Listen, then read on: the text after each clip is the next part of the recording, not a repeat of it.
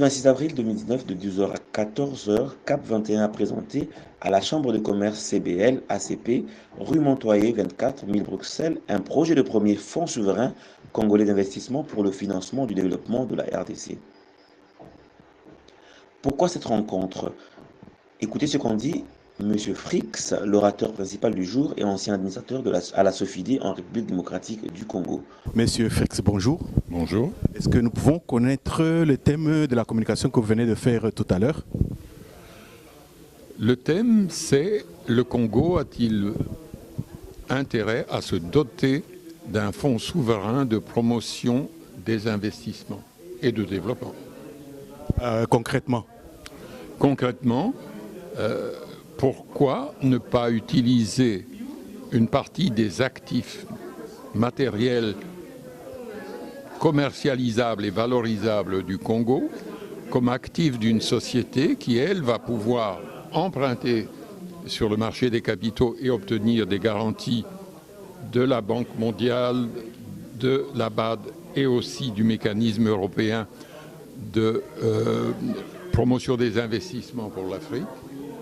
Et donc, le moment est venu d'aider le Congo à se développer, car il a toutes les ressources pour le faire et il lui manque les instruments cohérents et bien gérés pour obtenir du résultat. Et vous l'avez fait, cette conférence, avec la diaspora. Est-ce que la diaspora a une possibilité d'intervenir dans ce genre de projet? Je pense qu'elle a un rôle clé à jouer. Pourquoi? Parce qu'elle a un pied en Europe, elle a un pied en Afrique. Et très naturellement, la diaspora est intéressée dans le développement de leur pays d'origine. Ils ont des liens familiaux, ils souhaitent, surtout quand ils sont jeunes, d'être utiles à leur pays, tout en valorisant, disons, leur situation économique et familiale. Bon, pour tout projet à caractère national, il faut compter aussi avec la donne politique. Quelle est sa place actuellement? Mais je pense que le Congo doit se doter des outils efficaces qui lui manquent encore.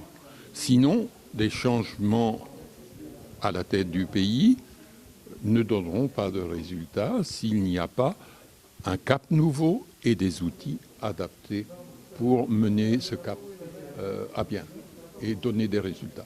D'une façon ou d'une autre, ceux qui dirigent le pays pourront toujours suivre notre interview. Si vous avez un message à leur adresser directement, que diriez-vous?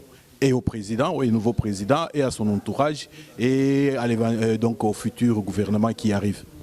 Que le Congo est un pays extraordinaire, qu'il est stratégiquement situé au cœur de l'Afrique, qu'il est la plaque tournante de l'intégration régionale en Afrique, à une seule condition, c'est qu'il reste cohérent et que des politiques cohérentes soient mises en place avec des instruments adaptés. Et l'aide internationale doit être moins sous forme de dons à fonds perdus que sous forme d'investissements capables de générer des ressources nouvelles pour son développement. Merci, M. Frix. Merci.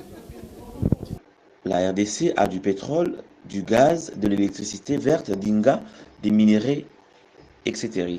Elle a donc de quoi constituer une garantie suffisante à même de l'aider à lever des fonds sur le marché international des capitaux pour monter son premier fonds souverain d'investissement. Le dit fonds sera le bras armé du développement de la RDC.